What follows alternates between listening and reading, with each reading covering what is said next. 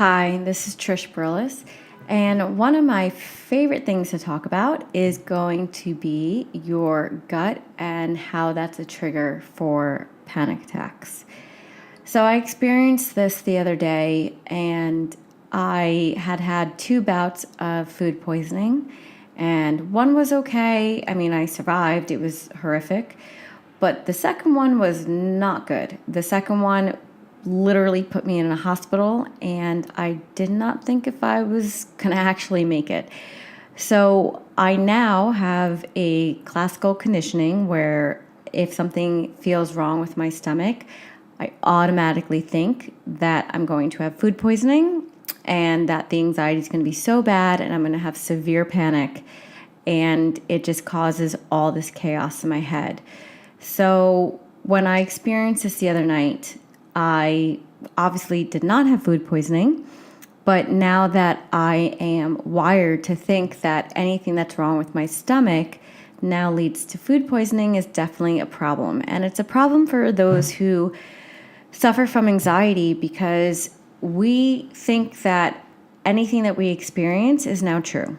So if you're driving and you've had a panic attack before, you're going to have a panic attack again because now you associate that specific instance with that occurrence. So your brain now has created a pattern to make you think that you're going to have a panic attack, and then somehow subconsciously you're like, no, it's going to happen.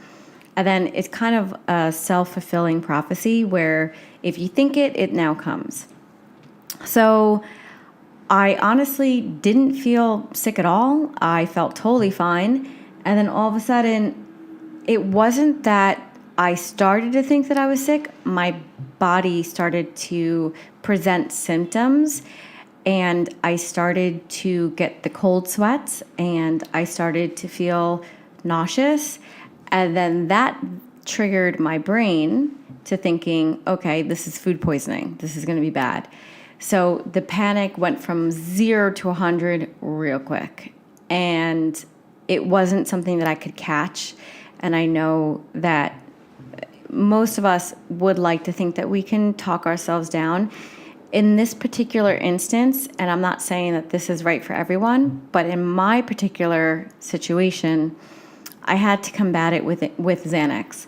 And I know my ritual, I know what works. So I took half a Xanax, and then within 15 minutes, if it didn't drop, I would take another half. My body did start to convulse, and I start to shake, which then heightens the anxiety. But I've learned, because I've had panic attacks so often, that this is just my body's way of reacting. So I'm in immediate fight or flight.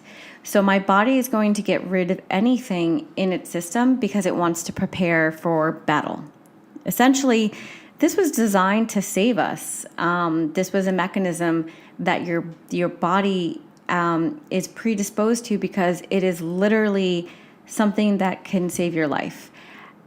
But then those who have anxiety disorder tend to, I guess, overanalyze or overthink it, and then that fight or flight happens to go against us. So my body will start to eliminate any waste that it has in itself, and then it's ready to be on the attack. And it's very hypersensitive. It's very self-aware.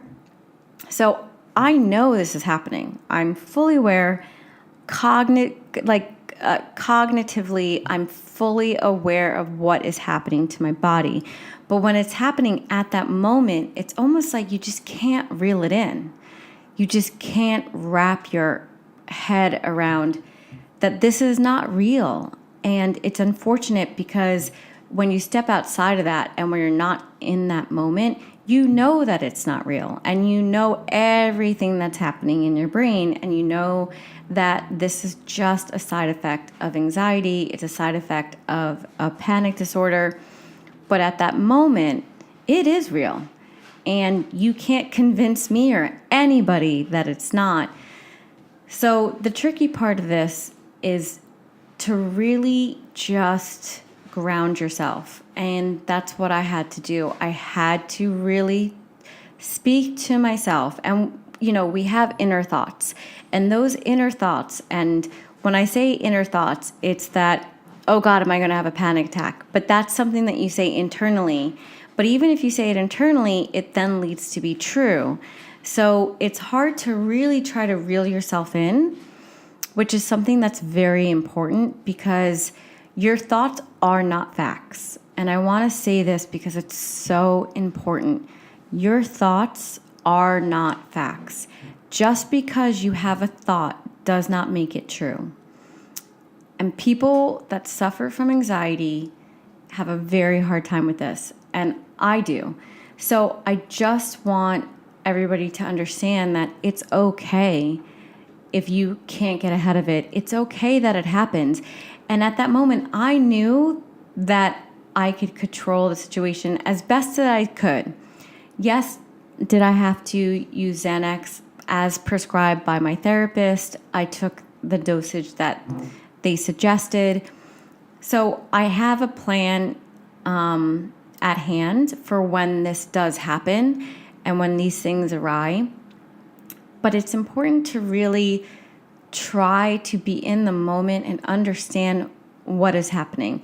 And I just talked to myself, Trish, this is not food poisoning. This is not the end of the world. Don't go into that catastrophic downward spiral, which I tend to do, especially when my stomach is triggered. And my stomach is a huge trigger for me. And you guys could have many different triggers. It could be traffic, it could be rain, it could be stepping outside your house, it could be public places. There are so many things, but the thoughts are actually what make us believe it's real, and it's not. It's not actually real, but your thoughts are very persuasive, and they're not true, and they're not facts. So there's a huge part of us that need to understand that thoughts are not facts, and you just have to just sit with the moment, let it pass, let it happen. Do I shake? Yeah, I do. And you know what? I just let it happen. I just rolled with it. I don't fight it. I let it happen. I take my recommended dose of what my doctors say. And you know what? The next day I got up and led my life the same way I did any other day. And it didn't affect me. Whereas normally this would put me back and I would be a little bit more depressed because I would be upset that it happened, but I wasn't. Which means anxiety does not have that power over me. Yeah, I have crappy days. Things like this will happen, but it doesn't define my next day. Every day is a new day, and I really just want to bring this to you guys because I suffer. I suffer as much as you guys do, and I still live a very full life, and I don't let anything stop me. So this is just one of the triggers that I wanted to talk about and how I dealt with it. So I really hope that this helps some of you if you guys do have stomach triggers. And I look forward to speaking to you all again. Ciao.